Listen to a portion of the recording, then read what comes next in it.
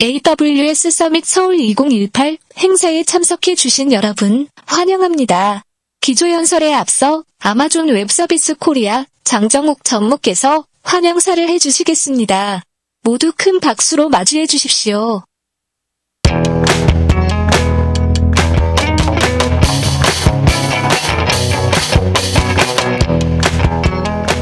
안녕하십니까.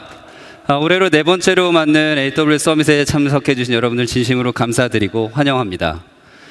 저희가 서밋을 매년 준비하면서 느끼는 거지만 시장에서 이런 클라우드를 기반으로 한 IT를 기반으로 한 혁신에 대한 니즈가 얼마나 커지고 있고 빨라지고 있는지를 저희가 느낄 수 있는 것 같습니다. 작년에 이어서 올해도 국내에서 가장 큰 IT 행사로 자리매김한 서밋이 보시는 바와 같이 올해는 한 16,000명 이상의 고객분들께서 등록을 해주셨습니다. 오늘과 내일 양일간 10,000명 이상의 고객분들이 세션을 참가해 주실 거라고 생각하고 있고요.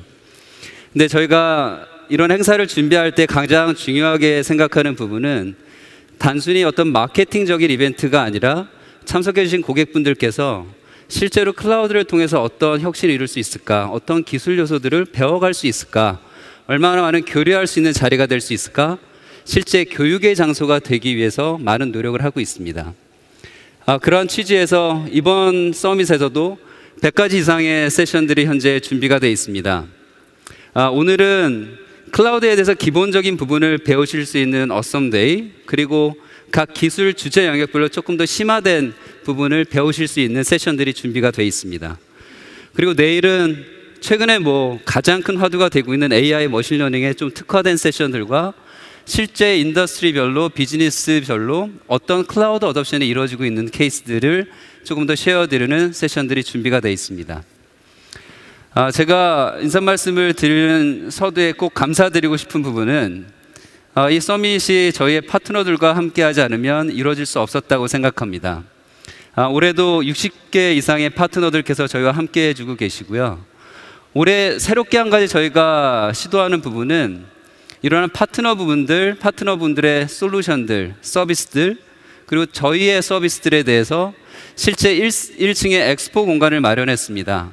그래서 좀 더 가깝게 많은 말씀을 나누시고 어떤 경험들을 느끼시고 가실 수 있을지 실제로 많은 말씀과 경험과 지식을 배워가실 수 있는 시간이 됐으면 좋겠습니다. 서두에서 말씀드린 대로 클라우드 시장의 빠른 성장, 그리고 고객의 니즈를 단편적으로 볼 수 있는 부분은 실제로 저희 AWS가 어떻게 성장하고 있는지를 보면 하나의 데이터 포인트가 될 거라고 생각합니다. 지난 한 해 저희가 글로벌하게 100만 고객 이상과 함께 연 45%의 성장을 달성을 했습니다. 굉장히 빠른 성장이라고 생각을 하고요. 또 한 가지 고무적인 부분은 국내에서도 현재 수많은 고객분들과 함께 저희의 성장을 이뤄가고 있습니다. 저희 국내에서의 고객분들을 잠시 살펴보면 저희가 일반적으로 생각하고 있는 빠른 혁신, 디지털 기반의 많은 노력을 하고 계신 스타트업 분들 뿐만 아니라 저희가 전통적으로 생각하는 엔터프라이즈 세그멘트에서도 많은 혁신의 시도가 이루어지고 있습니다. 그 중에 스타트업 부분들을 보게 되면 국내 현재 상위 85%의 스타트업 고객분들께서 AWS를 기반으로 해서 비즈니스 운영하고 계십니다. 게이밍 세그멘트에서 보더라도 잘 알고 계시는 탑10 고객분들께서 현재 AWS를 기반으로 게임을 개발, 운영, 배포, 실제 글로벌하게 서비스를 하고 계십니다. 또한 최근에 보면 미디어 쪽에 대한 폭증하는 데이터에 대한 수요를 느끼실 수 있을 겁니다. 이러한 부분을 데이터를 저장하고 분석하고 실제 개인화된 서비스를 제공하기 위해서 많은 미디어 회사들이 저희와 많은 말씀을 나누고 계십니다. 보시는 바와 같이 국내에 있는 방송 3사, 그리고 여러분께서 잘 아실 푹 서비스를 운영하시고 계신 CAP 같은 고객분들이 실제 저희와 함께 많은 혁신을 이뤄가고 계시고요. 근데 제가 한 가지 또 강조드리고 싶은 부분은 이러한 고객분들 외에 전통적으로 저희가 생각하는 금융, 제조, 유통 이런 대기업에서도 클라우드를 기반으로 한 어떤 혁신을 이룰 수 있을까에 대한 고민이 깊어지고 있는 것을 느낄 수가 있습니다. 국내에서는 개인 식별 정보, 금융 정보, 이러한 민감 정보를 관리하는 감독 규정에 따라서 금융사들이 클라우드 어답션을 시작하고 계십니다. 하지만 이러한 규제를 준수하면서도 국내 해외에서 어떤 워크로드들의 클라우드를 통한 혁신을 이룰 수 있을까? 신한은행, 미래에셋과 같은 대규모 금융사에서도 많은 혁신이 지금 일어나고 있습니다. 또 한 가지 제조 유통 부분에서 있어서도 삼성, LG, 롯데, 포스코, GS 많은 기업에서 단순히 웹 기반에 쉽게 옮길 수 있는 워크로드, 개발 테스트 환경뿐만 아니라 본인들 비즈니스의 코어가 되는 코어 IT 영역에서 어떻게 클라우드를 통한 혁신이 이루어질 수 있을까? ERP 부분, 물류 부분, CRM 부분, 많은 코어 IT 영역에서의 혁신을 위한 시큐리티, 데이터, 네트워크 여러 가지 영역에서 저희 팀과 같이 얘기가 되고 파트너들과 협의가 되는 것을 볼 수가 있습니다. 이러한 고객들, 실제 국내에서 이루어지고 있는 많은 액티비티를 잘 서포트하기 위해서 2016년도에 저희가 서울 리전을 런치를 했습니다. 그리고 현재 70개 이상의 서비스가 국내에서 제공되고 있습니다. 근데 한 가지 특이할 부분, 그리고 고무적인 부분은 저희 스스로의 성장뿐만 아니라 저희 파트너 에코시스템이 얼마나 빨리 성장하고 있는지가 실제 마켓에서 어떻게 고객의 니즈를 저희가 잘 서포트하고 있는지 또 하나의 데이터 포인트라고 생각합니다. 저희가 수백 개의 파트너들과 함께 비즈니스를 하고 있고요. 실제 작년 한 해에 50% 이상의 파트너 수의 성장이 있었습니다. 이 부분은 저희 파트너분들께서 고객분들과 말씀을 나누시면서 얼마나 시장에서 이런 니즈가 커지고 있는지 비즈니스적으로 의미가 있는지를 함께 느끼고 계신다고 생각이 됩니다. 저희가 또 한 가지 신경 쓰는 부분은 저희가 많은 C레벨 고객분들을 만나면서 질문을 드립니다. 이러한 디지털 트랜스포메이션, 이노베이션에 있어서 어떤 부분이 가장 고민이 되십니까? 라고 할 때 많은 부분들께서 실제 기술을 이해하고 본인들의 요건을 이해해서 이 트랜스포를 리딩해 줄 수 있는 인력이 어떻게 잘 포지셔닝 되어 있는지, 내부적으로 역량이 얼마나 잘 쌓여가고 있는지에 대한 고민을 많이 하시는 것 같습니다. 이 부분은 저희가 고객 여러분들 어떻게 이네이블 시켜드리고 트레이닝 시켜드릴 수 있을까, 많은 노력을 그 부분에 신경을 써야 된다고 생각하고 있고요. 그래서 2012년도에 저희가 처음 어썸데이라는 걸 시작하고 많은 트레이닝 프로그램을 시작해서 현재 24,000명 이상의 고객분들께서 교육을 수료하셨습니다. 또 한 가지 부분은 실제 35개의 대학과 함께 대학생 여러분들께서 이런 새로운 기술을 습득하시고 새로운 취업의 기회, 본인의 커리어의 미래를 그려보실 수 있는 자리를 마련해 드리고자 노력을 하고 있습니다. 이 부분을 위해서 AWS 에듀케이 프로그램을 제공하고 있고요. 현재 한 수천 명의 대학생 분들께서 프로그램을 통해서 지식을 습득하고 계십니다. 이렇게 고객분들을 위한 트레이닝뿐만 아니라 실제 클라우드를 적용하기 위해서 많은 기술 요소들에 대한 레슨이 필요하게 되고 지원이 필요하게 됩니다. 그 부분을 위해서 저희 내부적으로 아키텍팅을 도와드릴 수 있는 솔루션 아키텍트 그룹, 그다음에 실제 운영 과정에 있어서 베스트 프랙티스를 쉐어해드리고 효율화를 지원해 줄 수 있는 엔터프라이즈 서포트 팀, 그리고 전체 마이그레이션 저니를 기획하고 각 단계별로 함께 하기 위한 프로페셔널 서비스 팀, 그리고 서두에 말씀드린 트레이닝 팀, 파트너 팀이 여러분들의 성공을 위해서 항상 준비하고 있습니다. 이렇게 말씀드린 대로 수많은 고객들과 함께 어떤 전의를 하고 있는지, 그리고 어떤 경험을 쌓아가고 있고 이런 파트너 에코가 어떻게 잘 갖춰져 있는지가 실제적으로 여러분들의 이노베이션의 파트너를 선택하는 데 있어서 굉장히 중요한 포인트라고 생각합니다. 하지만 저희 입장에서 또 하나 고민해야 될 부분은 시장에 이렇게 빠른 니즈를, 시장에서 원하는 혁신을 잘 서포트하기 위해서는 저희 스스로의 혁신도 매우 중요하다고 생각합니다. 이 부분을 단편적으로 볼 수 있는 게 지난 한 해 저희가 1,430개 이상의 서비스를, 그리고 새로운 피처들을 런치했습니다. 이 전체 런치된 서비스가 현재 130개 이상의 서비스가 포트폴리오를 갖추게 됐고요. 이러한 서비스를 개발하는 데 있어서 가장 중요한 부분은 과거에는 많은 시간과 노력을 통해서 습득할 수밖에 없었던 기술 요소들이 많이 브레이크다운 돼서 실제 여기 계신 모든 고객분들이 쉽게 액세스할 수 있게 만들어 드리는, 그거를 통한 혁신이 이루어질 수 있게 플랫폼을 제공해 드리는 게 저희 AWS가 할 일이라고 생각합니다. 이러한 플랫폼을 기반으로 실제 많은 고객들이 혁신을 이뤄가고 계시고요. 이번 서밋 기간 중에도 국내에 계신 약 40개 이상의 고객분들께서 실제 AWS 플랫폼을 기반으로 해서 어떤 혁신이 이루어왔는지, 어떤 레슨 런드가 있는지를 쉐어해 주시게 됩니다.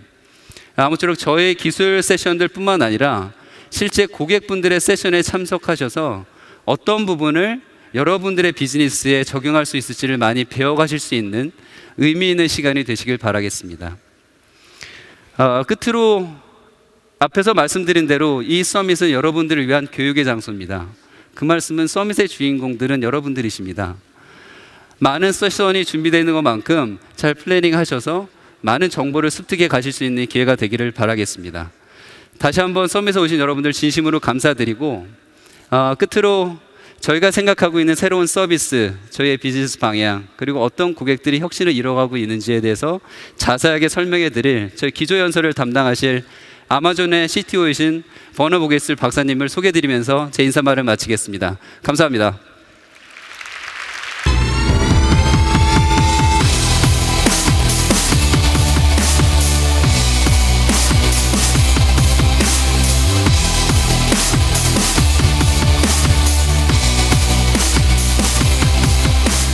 Good morning, Seoul. How are you today? You good? It's an amazing event. I mean, more than 100 deep dive technical sessions. The one thing to remember always that with events like this, these keynotes are just sort of to get things started. But in reality, these are 2 days of education, of learning. And so please, take your time, pick the technical sessions and the deep dives that you want to go to. And whether you're a new AWS customer or whether you're a very experienced one, I'm pretty sure we'll have things for you that you'll like. One thing how we always like to talk about our customers is that they are builders. Much of our customers, there's so much time you want to spend talking. In the end, you want to build things. And I think builders come in all sorts of different formats, whether they are operations people, or whether they're developers, or even the CTO, or the business folks that you serve, or data professionals these days. All of them are builders, because you all want to build things. And remember, in the old days, I think the software companies and the platform providers, they gave you a prefabricated house. This is where you shall live in, or live with. That's not how AWS looks at builders. We believe strongly in giving you the tools and the materials, such that you can build your house exactly the way that you want your house built. And I think the days of where the vendors told you what you could and could not do are over. The one thing that we really try to achieve with AWS is to make sure that you have exactly those tools that you need to do your job. So if I look at, if I go back a bit in time, I mean, who doesn't know this kind of, this particular architecture? The well-known three-tier architecture. The web tier, the application tier, the database tier. And for a while, this was a pretty successful architecture. However, the way that we wanted to build our applications became way more complex, and folding that into this particular framework meant that these web servers that sat at the front end really exploded in terms of functionality, as well as go for the application servers in the middle tier. And these became massive monoliths of huge complexity, and where you basically were forced to use the way that they were doing processing. I mean, who hasn't used Apache or Nginx as an application load balancer? And so what we try to do with AWS is sort of decompose that into the smallest building blocks that there are, so that you can pick exactly those building blocks that you need to build your application. And if you now look at the modern architecture, this is, for example, iRobot, the company that built the Roomba. This is this cleaning robot that goes through your house. This is, for example, their registration pipeline. There are no servers here anymore. It is all AWS services and Lambda with writing the business functionality that they need. And as such, all of the different functionality they have in their backend, there are no servers anymore. It's all taking the different components that AWS offers and then write AWS and then use Lambda to to develop the business logic and the glue that are unique to their applications. So this is a radical different way of building your applications than you used to do with your 3 tiers. So, and if that's the case, then we need to make sure that you have the right tools. And the important part of that is just the whole pipeline of development. Yeah, and so there's all these different aspects to our development that have changed. Most of us do continuous integration and continuous deployment. And for that, you need to have a whole pipeline of tools that supports that. And of course, in all of this pipeline, there's many loops. It's not like you go straight from one line to the others. You have to rethink, you have to rebuild, you have to debug, you have to find exactly out how your application is performing. And you can't do that without having the absolute best tools. And I believe that every great environment has a great IDE. And so AWS Cloud 9 is an IDE that we launched at reInvent, our big user conference in November last year. And Cloud 9 gives you exactly those tools you need to build cloud-native applications. Specifically, it allows you, for example, to debug AWS Lambda functions, something that no other development environment will give you. It also gives you these collaborative tools, such that you can do basically pair programming, even if you're not in the room together. It's all based on a whole set of important lower-level tools that we've built, the code start tools, pipeline, code deploy, code build, code commit, that are really fundamental pieces in building a cloud-native continuous integration, continuous deployment pipeline. And of course, production is still part of this pipeline. So we also give you this whole set of management tools that go with it, such that you can really manage your operational part of your business as well. And whether that is sort of using CloudWatch or System Manager, CloudFormation, or, for example, AWS X-Ray, which allows you to do distributed debugging on a whole set of components that may live in different pieces in your architecture. All of this has resulted in a whole set of pretty spectacular tools. With well over 125 different services. The breadth and the depth really caters to how our customers, our builders, would like to build their applications. And whether that is in the world of IoT, or whether it's mobile development, or whether it's machine learning, other AI capabilities, and of course still also the basic functionality of any infrastructure as a service. Servers, databases, storage, networking, security. Those are still the fundamental pieces underneath there, with a whole set of services on top of there that help you to build your applications exactly the way that you want to build them. And we're not stopping. We're going really fast. And as you can see, if you compare this to other players in the market, AWS is so far ahead of all the other players. Even if you look at this well-known database company that has starting to build a cloud, they even have a fraction of the number of databases that are available on AWS. Now, talking about builders, let's hear from an actual builder. A builder story from a customer of AWS. This company is a global brand and a household name.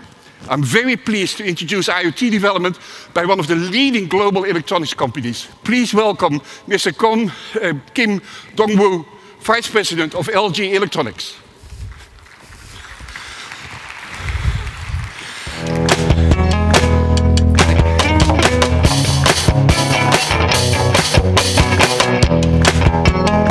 네, 안녕하세요. LG전자 김동우입니다.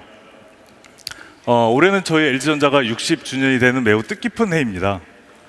저희 회사는 58년 금성사를 설립했고 이듬해 국내 최초의 라디오 A501 모델을 내놓으면서 지금까지 사업을 하고 있습니다. 지금까지 많은 제품들을 내놓고 특히 우리 주변에서 일상생활에서 많이 접할 수 있는 제품들을 만들면서 국내는 물론 세계의 많은 고객들과 접하고 있습니다. 지금까지는 저희가 기능을 만들면 곧바로 고객 만족으로 이어지는 그런 세상이었습니다. 왜냐하면 공급이 수요를 따라가지 못했기 때문에 저희가 기능을 담은 제품을 만들면 곧바로 팔릴 수 있는 세상이었죠. 즉 기능을 팔던 세상이었습니다. 그런데 더 이상은 기능이 곧 고객 만족을 고객 만족이 되지는 않는 세상이 되어버렸습니다. 워낙 많은 제품들이 나왔고 고객분들께서 수많은 제품, 수많은 서비스를 이미 접하고 계시기 때문에 웬만한 기능이 곧바로 고객 만족으로 이어지지는 않습니다. 맥락 없이 기능의 나열이 더 이상 고객 만족을 만들어내지는 못한다는 얘기입니다. 이런 경험의 시대에 저희는 땡큐라는 이름으로 고객들에게 다가가려고 합니다. 결국 얼마나 똑똑한 기계를 만드느냐가 관건인데요. AI 기술의 발전으로 새로운 국면으로 접어들고 있습니다. 근데 기계를 똑똑하게 만드는 것이 이제 기계 혼자의 힘으로는 너무나 어려운 세상이 됐습니다. 제품 외부에서 클라우드의 도움으로 점점 더 똑똑한 제품을 만들어내야 됩니다. 그러다 보니까 과거에는 많이 접하지 못했던 그런 이슈들이 나오고 있습니다. 첫 번째는 커넥티드입니다. 이미 수천만 대의 제품들이 저희 클라우드 서버에 접속해서 동작하고 있습니다. 그 중에 일부는 커넥션을 물고 있을 정도로 매우 타이트하게 돌아가고 있습니다. 여기 오신 개발자분들 아시겠지만 수백 수천만 대의 기계가 접속해 있는 환경, 생각만 해도 엔지니어링적으로 매우 많은 이슈가 있을 거라는 거 아실 겁니다. 스마트는 AI에 관련된 얘기입니다. 저희 회사 자체적으로 만드는 AI 엔진도 있지만 저희는 오픈 이노베이션 정책에 따라 외부의 많은 업체들과 AI 기술에 대해서 협업을 하고 제품, 서비스를 만들어내고 있습니다. 그거를 잘하자면 서버 구조는 매우 플렉서블한 구조로 가져가야 되는 것 또한 저희의 엔지니어링 챌린지 중에 하나입니다. 콜라보레이션은 이제 기기가 혼자서만 동작하지는 않는다라는 거죠. 가정 내에 있는 미세먼지 센서가 공청기랑 얘기를 해야 되기도 하고요. 또 거실에서 하이 LG라고 불렀을 때 그 대답을 들을 수 있는 기기들이 여러 대가 있다라고 하면 야 이번엔 누가 답할래? 아마 사전 모의를 해야 될지도 모릅니다. 이발빙은 이제 더 이상 여러분들이 사놓은 제품이 산 시점의 수준에 머물러 있지 않다는 얘기입니다. 여러분의 경험에 따라서 기계도 점점 진화하고 발전을 해나가야 되는데 이미 가정 내에 들어가 있는 제품에 저희가 과거의 펌웨어 업데이트 방식으로만 제공하기에는 어려움이 많습니다. 어쩌면 아직은 아닙니다만은 어쩌면 세탁기 안에서 도커 컨테이너가 돌아가는 그런 것도 고민해야 될지 모르겠어요. 아무튼 이런 저희 개발 방향의 그 변화에 따라서 저희는 전방의 IT 기술이 요구가 됐습니다. 수천만 대의 기계가 접속해 있고 하루에도 수 테라바이트의 로그 데이터가 몰려들고 있습니다. 이런 상황에서 저희에게 필요했던 건 AWS 클라우드였습니다. 저희는 2016년 클라우드 센터를 설립해서 클라우드 상에서의 서비스와 시스템을 개발하고 운영하고 있습니다. 2016년 말에는 스마트 TV 서비스 플랫폼을 AWS 클라우드로 성공적으로 이전을 했고요. 그리고 올해 초 CES에서는 AWS IoT 기반의 땡큐 플랫폼을 선보이기도 했습니다. 저희가 이런 일을 하는데 왜 AWS가 필요했을까요? 첫 번째는 월드와이드 서비스입니다. 저희 제품이 판매되는 모든 국가에 저희가 독자적으로 IDC를 구축한다는 건 사실은 저희가 선택할 수 있는 옵션은 아니었습니다. 두 번째는 스케일러빌리티인데요. 여기 엔지니어 분들 많이 오셨다고 들었는데요. 아마 예측한 것보다 더 많은 트래픽이 와서 장애를 내고 혼난 적도 있으실 거예요. 저도 개발자 생활 오래 했고 여전히 개발을 맡고 있습니다. 근데 사실 우리끼리 얘기인데 어떻게 예측을 합니까? 고객이 우리한테 얘기 안 하고 접속하는 환경을 어떻게 예측을 하나요? 용량은 산정하는 게 아니라 대응하는 게 아닌가라는 생각을 하게 됩니다. 인프라 자체가 사용자의 트래픽에 따라서 자동적으로 혹은 반자동이라도 플렉서블하게 대응할 수 있는 게 그게 진정한 인프라적인 준비가 아닐까 싶어요.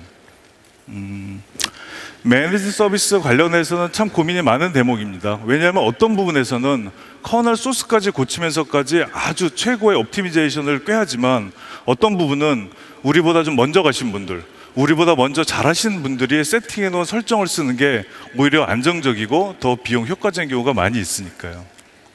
서버리스 아키텍처는 사실 클라우드 컴퓨팅 시대에 가장 새롭게 느껴지는 개념이죠. 코딩은 하는데 그 코드가 돌아갈 머신은 고민하지 마라. 데이터베이스는 구축하는데 DB가 올라갈 머신도 고민하지 마라. 사실은 인프라 디테일은 잊어버리고 비즈니스 로직에 집중할 수 있게 하는 아주 좋은 기회인 것 같습니다.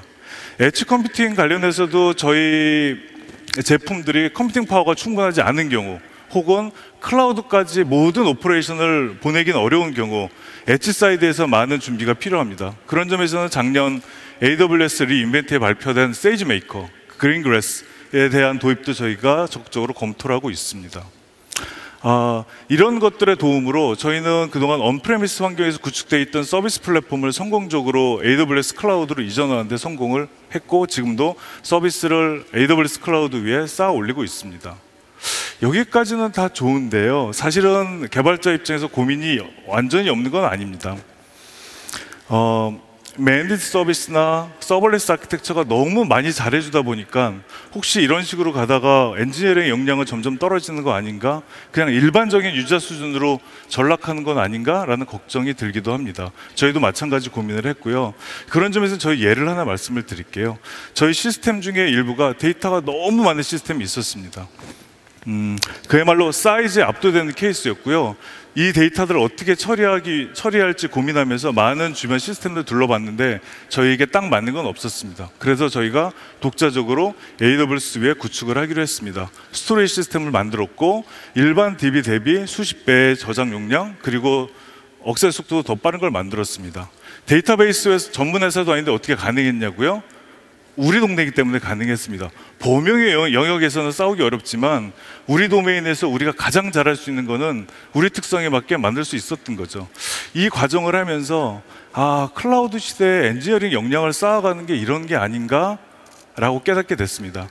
오늘 이 자리에 오신 많은 엔지니어 분들, 기본적인 것들은 AWS에 많이 맡기시고 자신의 영역에서 최고의 엔지니어링 역량을 쌓아가는 최고 엔지니어로 모두 함께 성장하길 바랍니다. 감사합니다.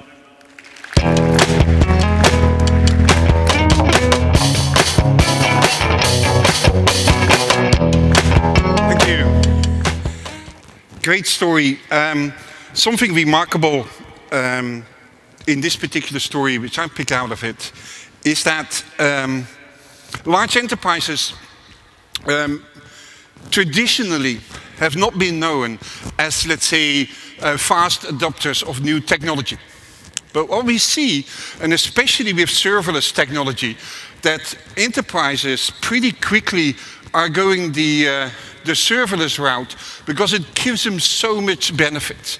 And we'll come back to that later in the presentation.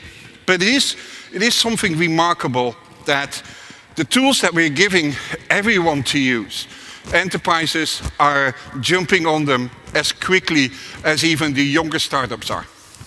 Now, one thing I think that is becoming increasingly important is the world of data. Now, one of the things that cloud has done, it has given everyone, large business and small businesses, access to exactly the same capabilities. Everybody has access to the same storage, the same compute, the same databases, the same networking, the same analytics tools. So what sets companies aside then? It is the data that they own and how they are using their data to optimize their business processes or to serve their customers better. So data is becoming increasingly important. The way that you collect it, the way that you store it, the way that you analyze it. And a very important part, I think, of the new world of analytics is that of machine learning. Really, where you're using the data that you have collected over time to actually start making smart decisions about the future. Yeah, so at Amazon, we've been doing this for a very long time. And probably if you've ever been an Amazon retail customer, the recommendation engines is something that we've been doing from day one. Yeah, and many of the things within Amazon the retailer are based on machine learning. And whether you're Netflix or whether you're another retailer, everybody has these kind of capabilities too today. Actually things that mostly have been pioneered by Amazon the retailer in the past. And an interesting statistic about Netflix is that they claim that 75% of the movies watched on Netflix are driven by recommendations. Well, if that's the case, your recommendation engine be pretty darn good. Of course, they have a lot of data collected over time from their customers such that they can help them make the best decision possible. But still, it's a very important part of your business to make sure that your machine engine, your machine learning works well. And we see this across the board, whether it's Pinterest that does automatic image classification and categorization. At reInvent, there was a company called Heat. I don't know if you guys know about UFC, the Ultimate Fighter competition. Basically, they had on stage 2 boxers that had all sorts of sensors in their gloves and that could exactly measure how hard that punch hit the other boxer. And he may actually be sort of pretending he didn't get hurt much, but you know exactly with how much force that punch landed. And then you have cameras on the faces of these boxers to discover sentiment. How are they feeling? How are they behaving? And so what you see there is that machine learning is being used in real time to give an augmented view of what's going on.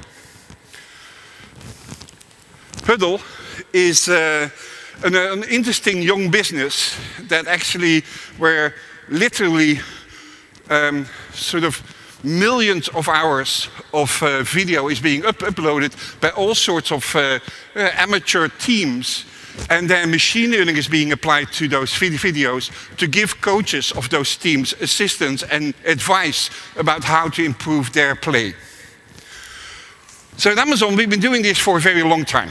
Yeah, and whether that's in the recommendations or how we manage our fulfillment centers or new innovations around drones or Alexa with voice interaction or the Amazon Go store, which is a video analytics-driven retail store that has no checkout lines anymore. But we've literally been doing this at Amazon for well over 20 years. And there isn't a place within Amazon where machine learning has not been applied to. Yeah, and whether that is fraud detection or demand forecasting or price setting, all of these areas have been driven by machine learning. Most of these earlier things that we developed with machine learning, however, were driven by data scientists. And data scientists, there's a limited number of them. And as such, we started to develop a service internally that you could make use of machine learning without really being a machine learning expert. And with that, it totally exploded the use of machine learning within Amazon. And whether that then became sort of abusive review detection or counterfeit good detection, all these different areas now started making use of machine learning to provide our customers with better services. And there's literally, at this moment also, literally tens of thousands of businesses that are running their machine learning on top of AWS. Now, that has given us, of course, a lot of learnings.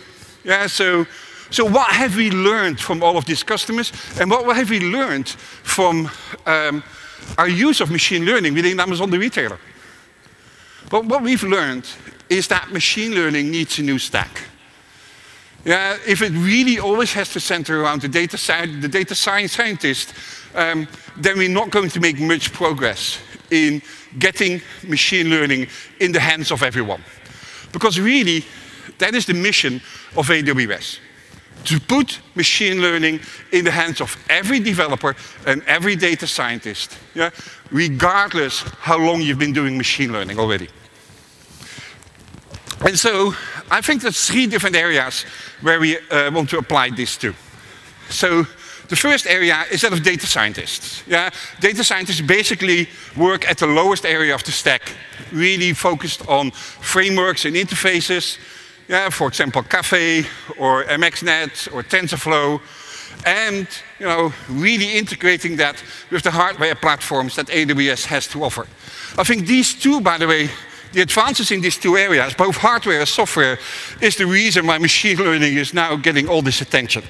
We're able to do things in real time with machine learning that probably 3-4 years ago we were not able to achieve. But this still is the domain of the data scientist. Yeah? Really building low-level algorithms, implementing them in TensorFlow or MXNet, and running them on the P3s, which actually give you about a petaflop of compute. But there's only so many data scientists in the world, and we can make this much easier. That's why we've been building machine learning for engineers, where every engineer in the world can actually start making use of machine learning. Yeah, so if you look at where, as engineers, we spend our time, on one hand, it's sort of building the models, gathering the data, then train the model, and then actually deploy the model that we've achieved. Yeah?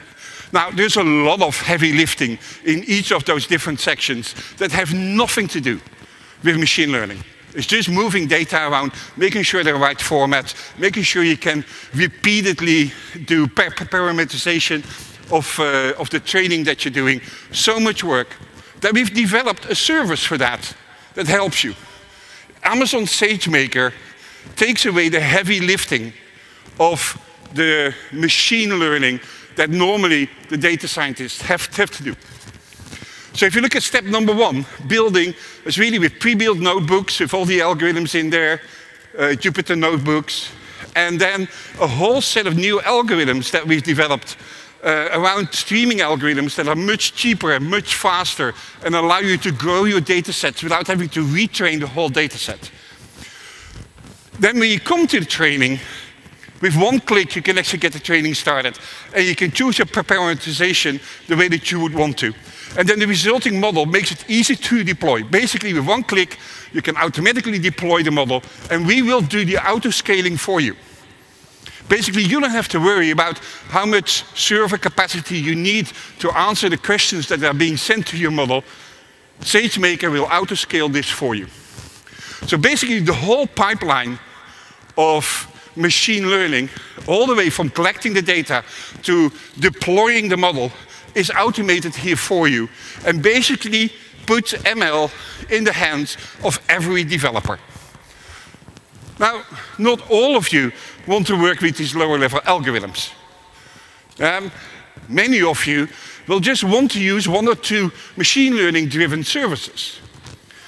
And as such, we've been building a layer or a set of services such that you can actually have machine learning for everyone. If you want to get started with machine learning, I urge you not to start at the MXNet MP3 level or the SageMaker level. Just pick one of these application services. And whether that is recognition video, that does image recognition, video processing, whether you do transcribe or translate and comprehend that work on text, or LEX that does natural language understanding and automatic speech recognition, or Polly. Polly can basically do text-to-speech in many different languages. Here's an example of Korean support. This is a Sojun voice. 수고하시는 보게스 박사님께 박수 한번 부탁드려요. Now, I have no clue what she said, but thank you for the applause. Yeah? So it is fun, because all of these services are suddenly in the hands of every developer. Do you want to integrate automatic speech recognition and natural language understanding in your app, in your chatbot, or whatever you're building? No, pick Lex.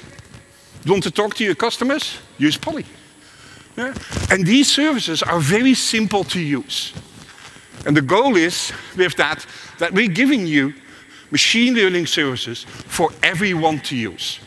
And whether that is for the data scientists at the framework level, whether it is for engineers at the platform level, or whether it is for every developer to use out there with the application services that we developed for you.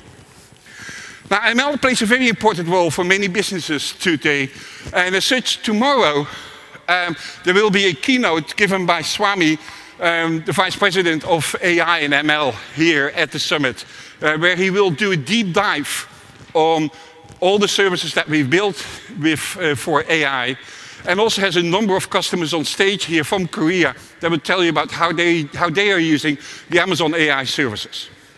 There's also a special AI track in the deep dive technical session, so if you're interested, please check that one out. Now, if we talk about data, databases, of course, still play an important role. And that's not going to go away anytime soon. Many of our customers have stored their data on-premise in relational databases.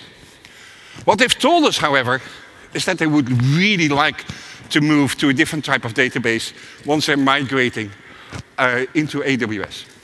So we made it easy for our customers to migrate from databases on-premise into the cloud. And since the launch of the database migration service, we've migrated well over 65,000 databases from on-premise into the cloud using the database migration service. And one of the targets that the database migration service has is the open source databases, like MySQL and like Postgres. Because quite a few of our customers have told us that they really would like to get rid of the abusive licensing that many of the commercial enterprise-grade databases are using. And so by moving to the cloud, they really would like to move to an open source kind of model. But unfortunately, the open source databases don't have many of the enterprise-grade reliability and performance characteristics that they were looking for. So at AWS, we developed a database, a relational database in a modern cloud-native style. Now, if you look at much of the relational databases that are out there, are actually based on technology that had been developed in the 90s. And not much has changed since. So with Amazon Aurora, we really built a modern, new relational database. Basically, we took the MySQL frontend and ripped out everything else and built a completely new transactional and storage layer underneath there to support high-volume transactions. And so Aurora now is both MySQL and Postgres compatible. You don't need to change any line in your code if you want to use Aurora. It just gives you massive performance improvements, and actually at a fraction of the cost that such an enterprise-grade database would normally cost you. Again, many of our customers are making use of Aurora. For example, Nexon here in Korea, the #1 gaming company, they use Aurora in MapleStory M, really processing all the high-volume game transaction data. And Jeju Air is an interesting story as well, because they have such spiky behavior, mostly driven by much of their advertising and commercials, that they really need to have a significant capacity at their fingertips, and Aurora really serves them there well. And with all these customers, Aurora is the fastest growing service at AWS. It also means that we get feedback from all of our Aurora customers about how to improve it. And recently we launched 2 major new features for Aurora that makes it stand out from all the other databases out there. One of them is multi-master. And not just multi-master as you've known this in the past, it's multi-master over multiple availability zones, which makes this the first relational database that can scale out over multiple data centers. Even the highest end commercial enterprise-grade database and multi-master forces you to put all the databases in one room of a data center. This is a major departure from what customers had available, and they can really make use of multi-master over multiple data centers. Quite a few of our customers have a pretty unpredictable workload when it comes to their databases. And as such, for them, really scaling Aurora up and down by hand was a challenge. And so we launched for that, built Aurora Serverless, which makes that customers no longer need to think about scaling the database up and down. In the console, basically, you set what your maximum number of nodes is that you want to have in your database, and Aurora will auto-scale that to meet exactly the demand that you're experiencing. Now, of course, relational databases is not the only thing out there. AWS has been a pioneer in the world of non-relational databases or NoSQL databases. And Amazon DynamoDB is a crucial part in many people's high-scale organizations. And for example, Samsung Cloud has moved their Cassandra cluster to DynamoDB for their cloud workloads, which included 500 tables and 860 terabytes of database storage, and seamlessly moved that into DynamoDB there. What we've launched there is, again, something truly innovative. Customers have been asking us for backup and restore for some time already, but we really wanted to take the heavy lifting out of backup and restore. The only thing you have to do is switch on backup a click of a button in the console, and it will continuously, automatically back up your database. And you can do a point-in-time recovery if you want to roll back the database. You don't need to do database backups anymore. DynamoDB automatically backs up into S3 and other storage engines from which you can then do a restore. At this point, let's hear a story of digital transformation from one of our customers. Yeah? This company is the #1 Korean beauty company and growing rapidly globally. Please welcome Mr. Kim Jin-oh, the CIO of Amori Pacific.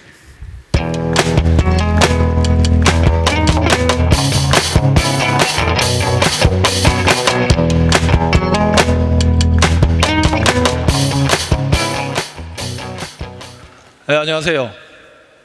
네, 아모리 퍼시픽 CIO 김진우입니다. 무엇보다도 먼저 이렇게 큰 행사에 초대해 주셔서 너무너무 감사드리고, 아직은 많이 부족하지만 아모리 퍼시픽의 디지털 트랜스포메이션에 대한 그런 여정에 대해서 소개해 드리고, 또 간단하지만 또 같이 공유할 수 있는 그런 시간을 갖게 되어서 무척 영광으로 생각합니다. 여기 계신 모든 분들이 잘 아시겠지만 아모리 퍼시픽은 70여 년이 넘는 역사를 가진 한국을 대표하는 뷰티 컴퍼니입니다. 아름다움으로 세상을 변화시킨다, 이란 원대한 꿈을 가지고 아시안 뷰티의 가치를 세상에 널리 전하고 있는 그러한 회사입니다. 저희가 몸담고 있는 뷰티 시장에도 최근에 굉장히 큰 엄청난 변화와 도전을 받고 있습니다. 이러한 변화는 고객의 변화로부터 시작한다고 볼 수가 있습니다. 현실적이고 합리적인 소비 패턴을 가지고 있는 밀레니얼 세대의 출현, 이것이 바로 가장 큰 이유가 됩니다. 그들은 더 이상 단순한 구매자가 아니고 사용자이고 경험자입니다. 이러한 고객의 변화를 이해하고 차별화된 고객 경험을 제공하는 것, 이것이 굉장히 중요하게 된 것이죠. 또한 온라인과 오프라인의 유통을 융합하는 옴니채널로 시장은 크게 빠르게 변화하고 있습니다. 이러한 시장의 변화는 아시겠지만 디지털과 4차 산업혁명을 만드는 혁신적인 기술의 발전에 의해서 가능해졌습니다. 저희 아모리 퍼시픽은 이러한 변화하는 시장에 맞춰서 정보기술 기반의 디지털 트랜스포메이션을 추진하게 되었습니다. 전 밸류체인에 걸쳐서 이루어져야 되겠지만 우선적으로는 고객 접점의 비즈니스 혁신을 우선적으로 하기 위해서 영업과 판매 시스템을 클라우드 플랫폼상에서 새롭게 구축하는 프로젝트를 시행을 하게 되었습니다.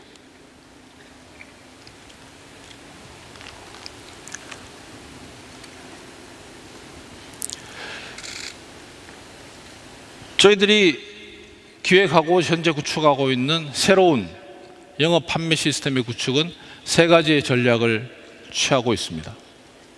우선 모바일 중심의 고객 경험, 구매 경험을 강화할 수 있도록 모든 프로세스와 기능, UI, UX를 모바일로 전환하는 모바일 퍼스트 전략을 취하였습니다. 또한 3,000여 개가 넘는 오프라인 매장에서 사용하고 있는 매장 판매 시스템과 이커머스를 포함하는 8개의 공통 영업 플랫폼, 그리고 40여 개의 어플리케이션을 애자일 방식으로 모듈화하고 API를 통해 소통을 하게 하였습니다. 마지막으로 안정성과 효율성, 그리고 확장성을 담보할 수 있는 클라우드 기반의 마이크로 서비스 아키텍처와 오픈소스 소프트웨어를 적극 활용하는 네이티브 클라우드 전략을 취하였습니다. 앞서 설명드린 3가지 전략 하에서 저희 아모레퍼시픽은 새로운 영업 판매 시스템을 AWS 클라우드 기반으로 구축 중에 있습니다. 코그니트를 통한 모바일 인증, 람다 서비스의 활용, 그리고 플랫폼 간의 모든 호출은 API 게이트웨이를 통하여 일어나게 하고 마이크로 서비스 아키텍처를 구성하였습니다. 조금 전 버너 박사님께서 말씀하신 대로 무엇보다도 대용량 데이터를 처리하기 위해서는 기존의 상용 RDB 엔진이 주는 제약성을 벗어나게 해야 되고 그러한 데이터베이스의 자유도가 매우 중요해졌습니다. 그래서 오픈소스 기반의 PGSQL을 선택하게 되었고 다이나모 DB와 같은 NoSQL DB도 사용하게 되었습니다. 이러한 클라우드 기반의 영업 시스템의 장점을 미리 확인해 볼 수 있는 그런 기회가 있었습니다. 바로 현재 저희 회사에서 진행 중인 아모레퍼시픽 전사 이벤트인 예쁘게 4월 이벤트가 바로 그것입니다. 이번 4월 한 달 동안 진행되고 있는 전 국민 대상의 저희 캠페인 예쁘게 4월의 경우는 아모레퍼시픽이 가지고 있는 전 브랜드가 참여하는 최초의 대규모 고객 이벤트입니다. 수십만의 동시 접속사를 요구하게 되고요. 또 높은 TPS를 요구하는 선착순 이벤트가 굉장히 많은 그런 이벤트입니다. 이러한 확장성과 유연성을 요구하는 이런 이벤트의 경우 클라우드가 가장 기본적인 필수적인 요건이 되고요. 그래서 AWS와 함께 이 이벤트를 진행하고 있습니다. 여기 오늘 참석하신 모든 분들도 꼭 참여하셔서 이게 굉장히 많은 혜택들이 있거든요. 많은 혜택들 또 좋은 제품들, 서비스들을 받아가시기를 바라겠습니다. 앞으로도 아모레퍼시픽은 클라우드 기반의 디지털 트랜스포메이션을 선도하는 기업으로서 다양한 실험과 또 혁신을 만들어 갈 것입니다. 인공지능, 빅데이터, 클라우드를 활용한 디지털 트랜스포메이션은 단기간의 이벤트가 아닌 새로움을 향해 나가는 새로운 여정이라고 생각을 합니다. 이 여정에 AWS와 함께 하게 된 것은 저희들이 굉장히 기쁘게 생각하고 또 중요하게 생각을 하고 있습니다. 아무쪼록 오늘 AWS 서울 서밋에 참여한 모든 분들도 이 기간을 통해서 의미 있는 인사이트, 좋은 정보들을 많이 얻어가시는 그런 행사가 되기를 바라겠습니다. 경청해 주셔서 감사합니다.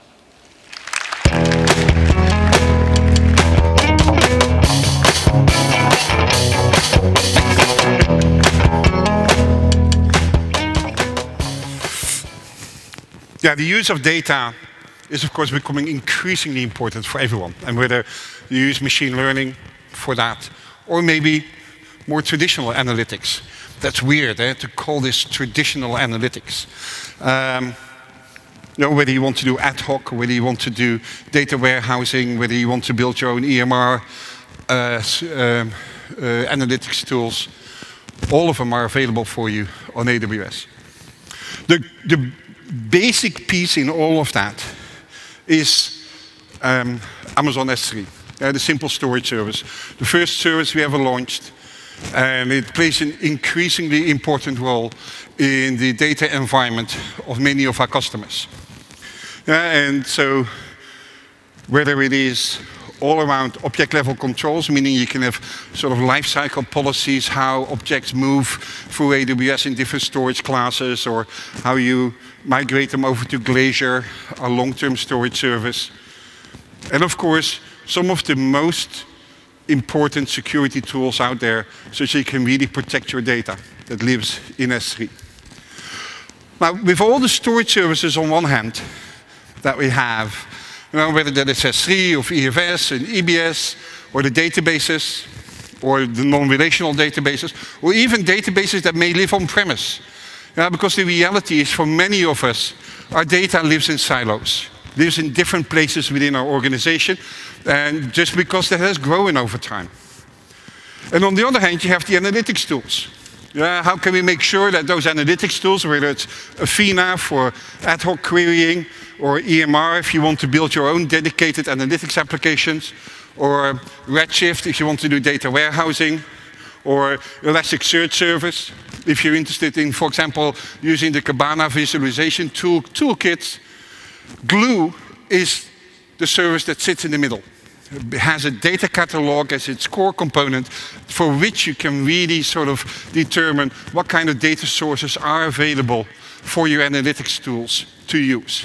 And so Glue really is sort of the spider in the web that both can do sort of indication what data is available for you under which conditions. Of course, security is integrated into that. But also is able to do ETL if it's necessary to transform one data source into another source that how you want to use it in your analytics tools. And of course, machine learning plays a role in here as well. And AWS Glue can absolutely prep your data to be used for machine learning as well. So again, we have so many different customers making use of our analytics services. And here in Korea, for example, 2 young businesses center around analytics. So Mango Plate is the service where well over 3 million users can look up and recommend popular restaurants. They make use of Redshift and EMR to actually really drive the recommendation engines behind that. Or IGA Works, Korea's #1 ad tech company, you can imagine that they really are all around analytics, making sure that they can really target the advertisers in the best possible way. On a daily basis, they process 3 billion requests and 60 billion click data that flows into it. And so they make use of Amazon Kinesis to process that data in real time.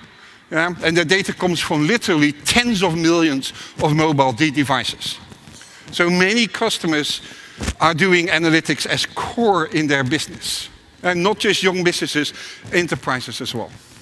Now, what we've seen is that many of you have stored your data in S3, but in quite large data sets. And so you don't need to process all of that data set. You just want to have a subset of the data necessary to sort of run your algorithms on. So we launched 2 new features there, S3 Select and Glacier Select, where basically you can make use of a SQL statement to retrieve data from S3 and only that data that you really want to process. You don't need to move all of your data anymore into your analytics engine. You only get access to that data that you really need. There's other more innovations that we've been doing in and around S3.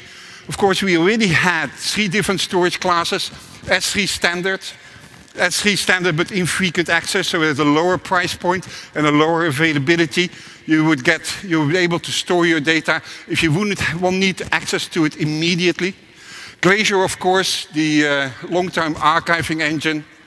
And now we recently launched also S3 OneZone, because it turns out that quite a few of our customers, they don't have a need for sort of true high availability for their data, because they can regenerate that data anyway. And so even though we still replicate it multiple times within one availability zone, if that one availability zone would get destroyed, you would lose your data.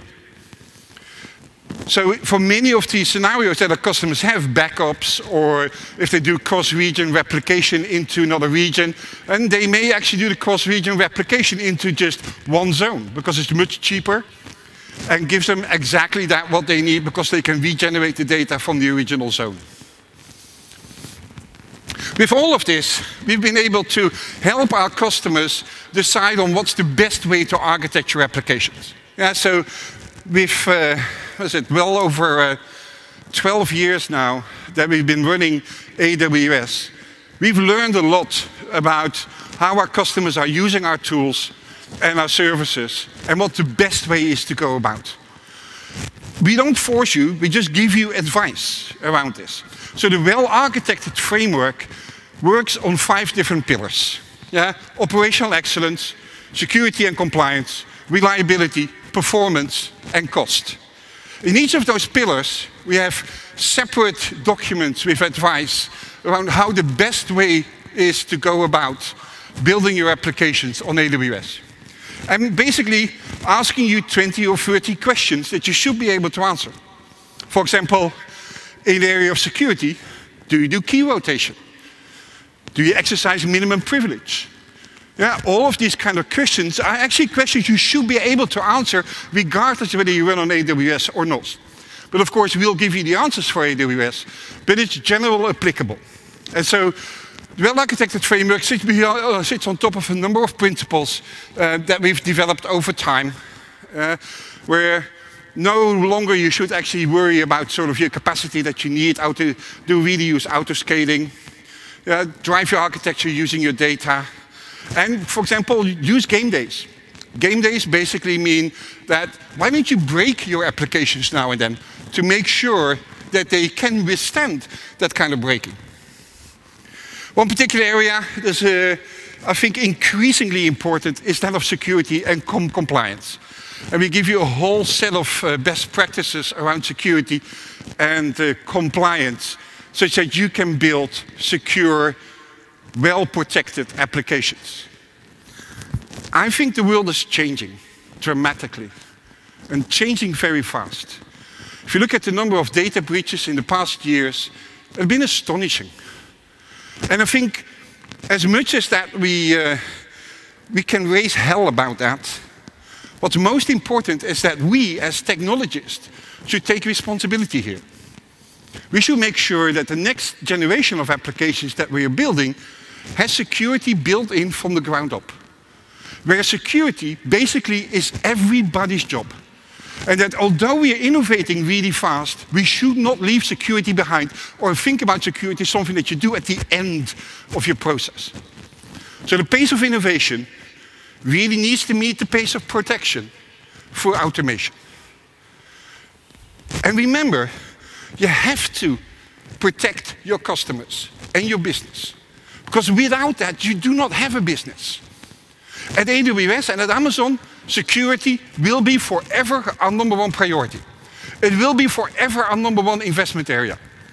And what we see increasingly is that customers, businesses are moving over to AWS because they get security and protection that they would never be able to achieve themselves. Now, automation plays an extremely important role in all of this. Yeah? Make sure that we use these tools to continuously inspect the environments that you're running in. An example there is, for example, Amazon Inspector. Yeah, you might be subject to certain regulatory requirements, maybe PCI or SOX or something like that. Now, if you do continuous deployment, how do you know that after every deployment you're still in compliance with the regulators? Inspector will do this for you. They will continuously inspect the environment that you're running and make sure that you're still in compliance with the regulations that you're subject to. And all of these tools will help you through automation to make sure you can create a more secure environment for your customers. If you're not doing it already, and if you're an AWS customer, please enable CloudTrail. CloudTrail logs every access to every object, to every API, for every API call. You can get detailed insight into who did what, to what objects, to what server, to what execution, in ways that you would never have been able to get that before. AWS config rules allows you to take snapshots of your environment and exactly understand how your environment is changing over time. And we just launched the global version of this, which basically collect information at a global level over multiple accounts, over multiple regions, to make sure that all your applications, even if they're running worldwide, are still meeting your security requirements. And worldwide is an important part for many of our customers. Yeah, because maybe you're a Korean customer, but you probably are serving customers worldwide. And whether you do that out of the Korean region here, or maybe to target your European customers, you run out of Frankfurt or out of London. And so that means that you're subject to regulatory requirements across the world. And for example, in Europe, if you have customers there, you probably are going to be subject to the new privacy regulation, the GDPR. So all services in AWS are GDPR compliant, and we can help you achieve that compliance as well through the different tools and services that we have. And whether it's the tools and services that we give you, whether it's the compliance that we've achieved for our own services, and the data protection contracts that we give you, as well as great partners that help you secure your services. And part of the compliance, of course, is to make sure that in all the countries that we operate, we are compliant with the frameworks and the certifications given there. So here in Korea, we're the first global cloud provider to achieve KISMS certification. Yeah, and this is really important for many of our customers, especially those who work with privacy-sensitive data, such as financial services. Important in all of this is the use of encryption. Yeah, encryption is the only tool we have to make sure that only you have access to your data and nobody else. So why didn't we use encryption that much in the past? Because I think the tools were too difficult to use. And what we've really focused on in AWS is to make sure that whether you do it in transit or in rest, encryption is available for you as a fundamental tool to use. And so whether you do that in transit and then store things in AWS, and so all of our storage services support encryption, and you can have us generate the keys for you, or you can bring your own keys, and then make use of the other tools to exactly indicate who has access to what particular data under which conditions.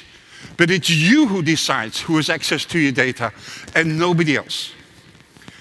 And with the ease of use of these encryption tools, there is no excuse anymore not to use encryption. Yeah, it's built into all of the services that we have, so make use of that. For example, in Redshift, we, by default, encrypt your data. Each data block is encrypted with a random key. And then that set of random keys is again encrypted with a master key. You can bring that master key. If you do that, you control exactly who has access to your data and nobody else. And we want to make it easier for you to make sure that you can make use of encryption also across the wire. That's why we launched AWS Certificate Manager. We give you certificates for free. Do you understand that? For free. Yeah? And that means that anyone, there is no excuse not to use HTTPS anymore because it's too hard to manage certificates. No, Certificate Manager will do this for you. You get certificates free of charge. We can centrally manage them.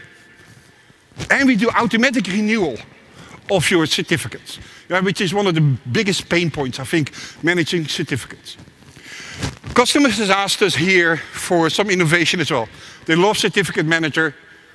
However, they're an enterprise and really would like to sort of reduce the exposure of their certificates. Really make sure that they have a private set of certificates that can only access their services internally.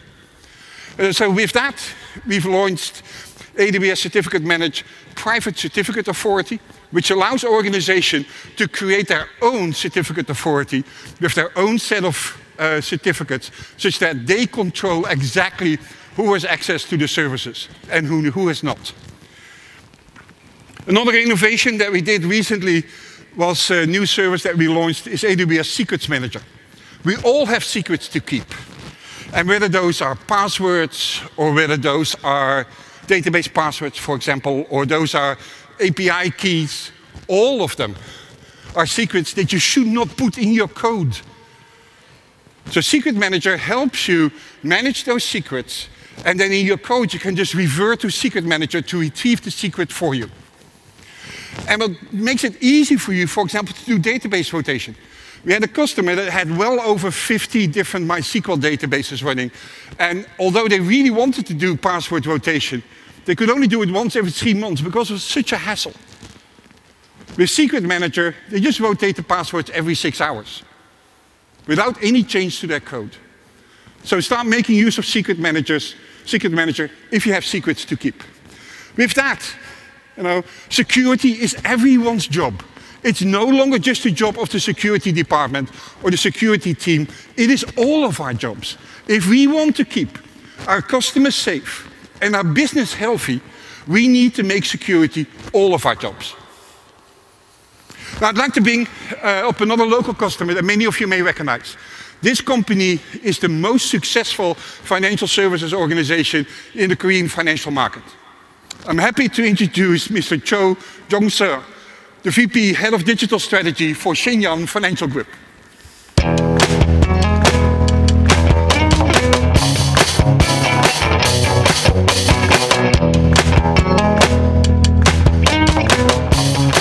네, 안녕하십니까. 저는 신한금융그룹 디지털 전략팀의 조용서 본부장입니다.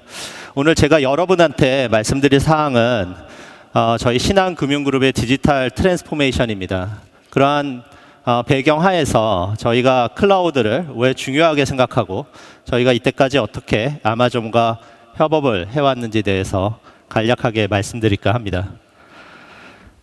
저희 신한금융그룹은 다 여러분이 아시겠지만 신한은행, 신한카드 등을 비롯해서 13개의 계열사를 갖고 있고요. 국내 고객만 하더라도 2,500만 명이 넘습니다. 그 다음에 총 자산은 430조가 넘는데요. 명실상부한 한국의 리딩 금융그룹입니다. 저희가 생각하는 신한금융그룹의 디지털 트랜스포메이션의 프레임워크는 저희가 부르기는 투트랙 플러스 10 이네이블러입니다. 그 중에서 투트랙은 사업 모델의 혁신을 의미합니다. 그리고 10 이네이블러는 이러한 전략, 사업 모델을 혁신하기 위해서 저희는 이네이블러, 조직의 레디니스를 갖추는 것을 훨씬 중요하게 생각하는데요.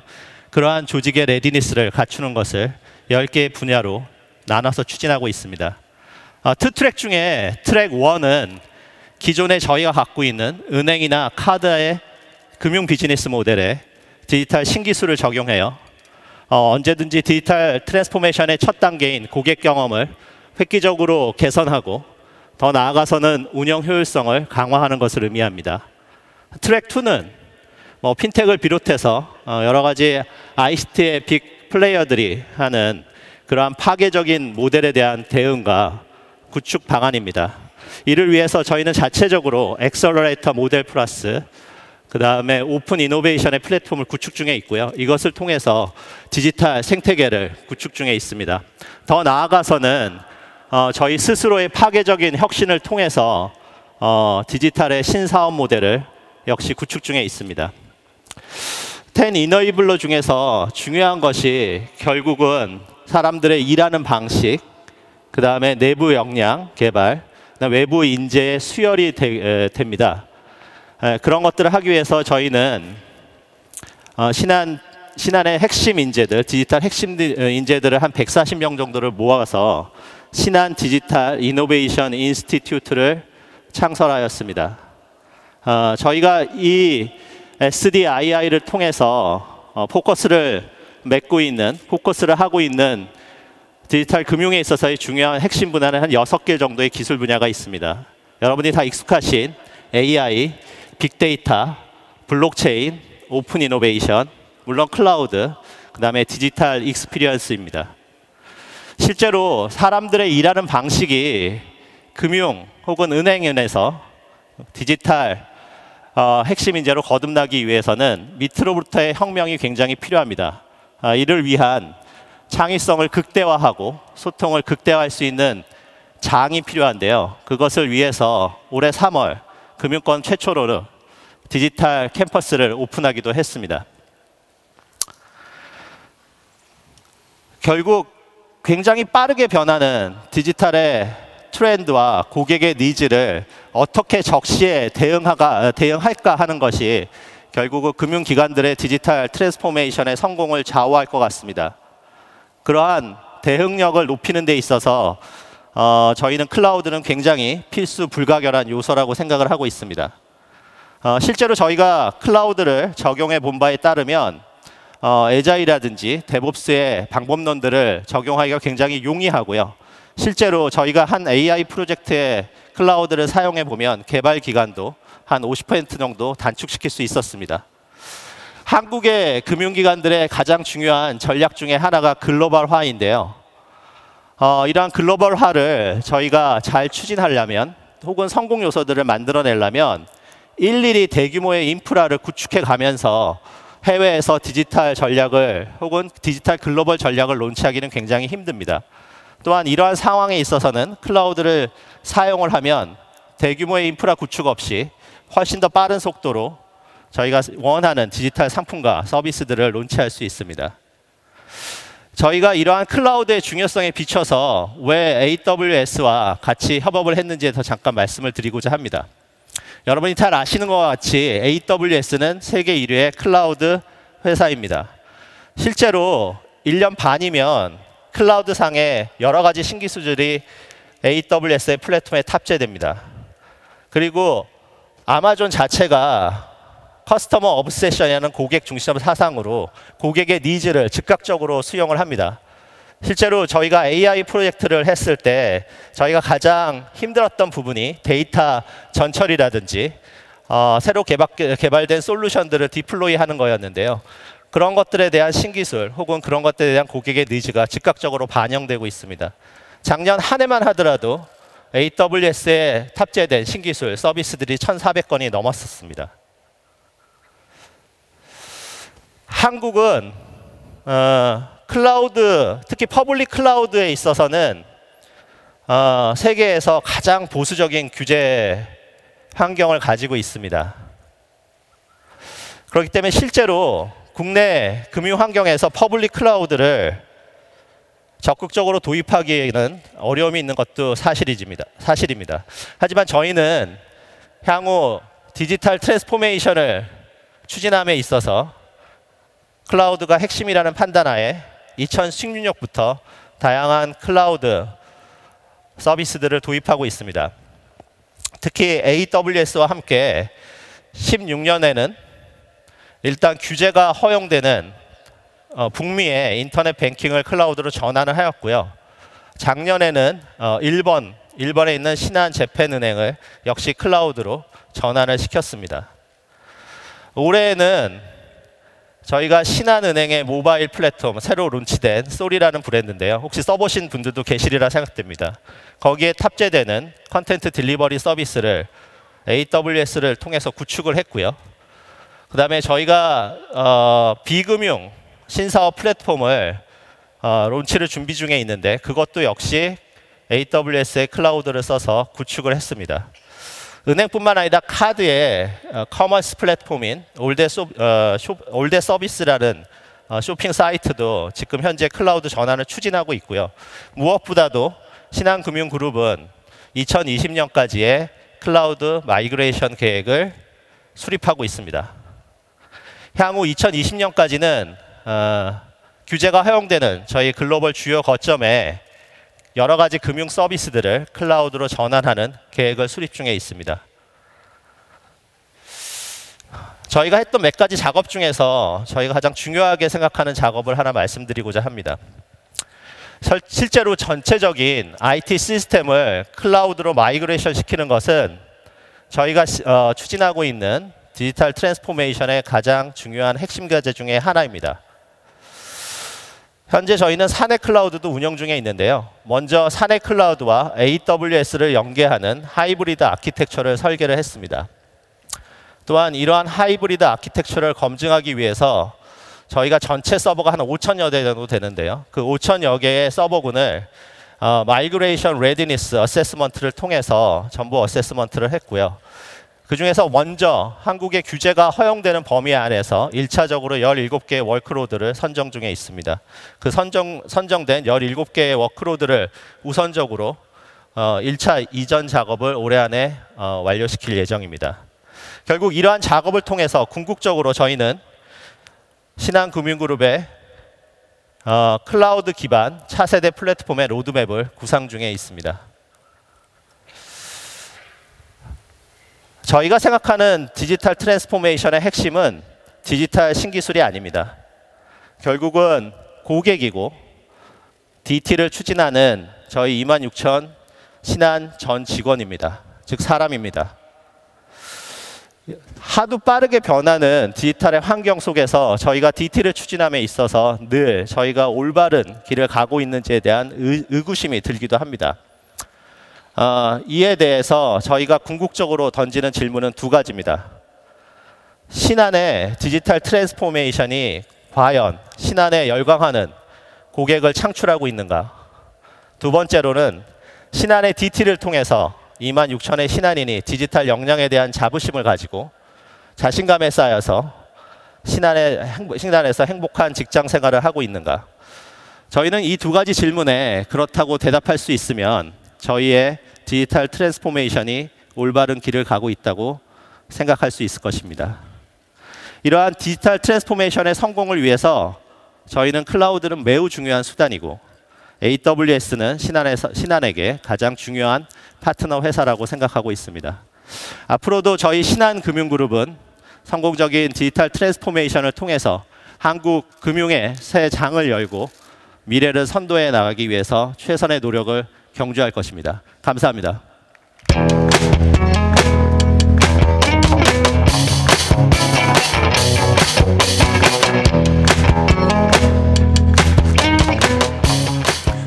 Thank you. Amazing story of journey to the cloud.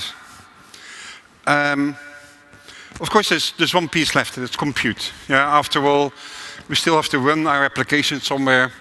We still have to build code, we write code, we deploy it. So compute still plays an important role in all of this. You know, even if you're just making use of all these different AWS services, you still have to write the glue, whether it's in AWS Lambda or your containers or your virtual machines. And so there's three different forms of compute these days. Yeah, on one hand there's the original, the virtual machines. Then there's the container world, and then there's the serverless world. And each and every one has their own application areas. It's not like that containers are going to overtake virtual machines.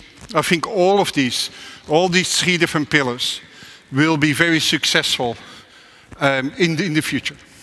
So if you look at virtual machines, the original compute environment that we offered at AWS, it's still very popular. Yeah, but mostly our customers run their existing code that often is quite monolithic and has substantial pieces of other code around it. Yeah, and whether you run your SAP systems there or sort of things that you've migrated from on-premise, virtual machines continue to play a very important role. And if I look at sort of how updates are being done, it is through patching. Basically, you leave your virtual machines running and you patch the software that sits inside that virtual machine. And these virtual machines will run from days to weeks or even years. And as such, they really emulate the physical environment that you had on-premise. At AWS, we made sure we have the broadest spectrum of compute instances available for you. For example, here in the Seoul region of AWS, the M5s and the C5s have recently been added to the set of machines images that you have available here to use. There's an interesting one, you know, because whether you want to use general purpose machinery, whether you want to use high density storage, whether you want to use high I/O, we can pick exactly that instance type that you need. Important there is that you can make mistakes, things that you couldn't do in the past. Yeah, if you had to buy hardware, once you bought the hardware, you were stuck with it. In this particular case, if you have an inkling that your application may be CPU bound, you may start to experiment with different machine types to see if you can resolve that. Or it turns out it's not CPU bound, it's I/O bound. Well, that's not a problem, you just pick one of the other instance types. And so you can make mistakes. If we look at containers, containers is a different breed. Yeah, what we've seen is that many of our customers who are running quite large monolithic applications in virtual machines, we're starting to realize that to scale those up, you often needed to scale it up at the form of the smallest component in there. For example, one of our customers had what was called a customer master service. Basically, it was a retailer, it operated on all sorts of data around the customer. And there was a component in there, was a login service. There was also a component in there, was the address book service. Now, the login service would hit on every page. And the address book service only when customers wanted to buy something. But to scale this up, because of the scaling requirements of the login service, the whole thing needed to scale up. And so what we see is a drive towards microservices, where basically you start decomposing the monolith according to scaling and reliability and security requirements. Again, security is important here. Because in this one monolithic application, both the address book as well as the login service has access to the credential store. There's no need for that. So you can reduce the attack factor by going to a microservices environment where only the login service has access to the credential store.